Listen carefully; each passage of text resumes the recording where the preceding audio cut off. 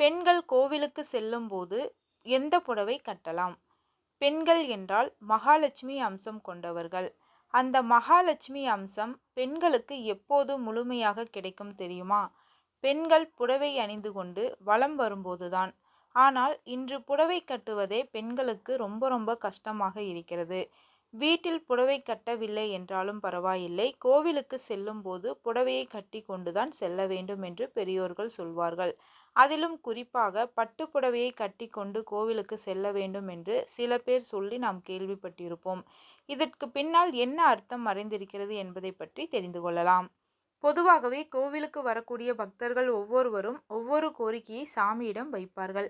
அதாவது எல்லோருடைய பாசிட்டிவ் எனர்ஜியும் நெகட்டிவ் எனர்ஜியும் அந்த இடத்தில் சேர்ந்திருக்கும். ஒவ்வொரு மனிதர்களுடைய எண்ணமும் ஒவ்வொரு மாதிரி இருக்கும். கருவறைக்குள் செல்லும் போது இந்த நெகட்டிவ் எனர்ஜி நம்மை எதுவுமே செய்யாது. ஆனால் இப்பொழுதெல்லாம் சாமியை பார்ப்பதற்கே 1 மணி நேரம் அல்லது 2 மணி நேரம் ஆகிறது. வரிசையில் நிற்கின்றோம். அந்த சமயத்தில் நம் பக்கத்தில் இருப்பவர்கள் என்ன வேண்டிக் கொள்கிறார்கள் என்பது நமக்கு தெரியாது. நம்மை சுற்றி இருப்பவர்கள் என்னென்ன கஷ்டத்திற்கெல்லாம் இறைவனிடம் பிரார்த்தனை வைக்கிறார்கள் என்பது தெரியாது.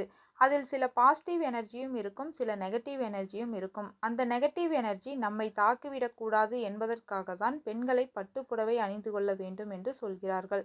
ஆண்களாக இருந்தால் பட்டு வேட்டி சட்டை அணிய வேண்டும் என்று சொல்கிறார்கள். பட்டுக்கு எப்போதுமே இந்த நெகட்டிவ் எனர்ஜியை விரட்டி அடிக்கக்கூடிய சக்தி இருக்கிறது. நம் உடம்பில் பட்டு இருந்தால் நம்மிடம் எந்த ஒரு நெகட்டிவ் எனர்ஜியும் வந்து சேராது என்பதற்காக தான் கோவிலுக்கு செல்லும் போது பட்டு புடவை உடுத்தி கொள்ள வேண்டும் என்று நம்முடைய முன்னோர்கள் சொல்லி வைத்துள்ளார்கள். பெண்கள் முந்தானையை எப்போதுமே கையில் பிடித்து வைத்து கொண்டுதான் நமஸ்காரம் செய்யணும், பிரசாதம் வாங்கணும் என்ற ஒரு சாஸ்திரமும் உள்ளது. அது ஏன் தெரியுமா? இந்த முந்தானை என்பது ஒரு பெண்ணின் கணவரை குறிப்பதாக சொல்லப்பட்டுள்ளது.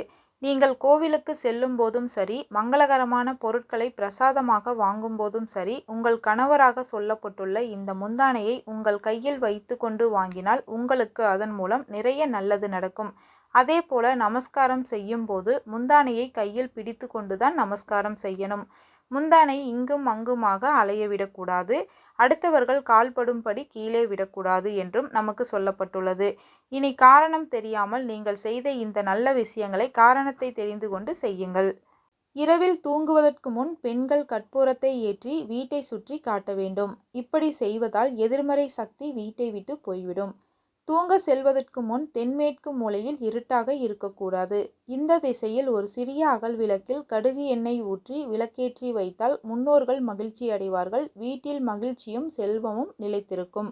பூஜை அறையில் பஞ்ச பாத்திரத்தில் தண்ணீர் ஊற்றி வைத்து வழிபடுவது வழக்கம். அப்படி நீங்கள் தினமும் விளக்கேற்றி வழிபடும் போது அந்த தண்ணீரை செடிகளில் ஊற்றி மீண்டும் பஞ்ச பாத்திரம் முழுவதும் நிரம்பி இருக்குமாறு நிரப்பி வைக்க வேண்டும்.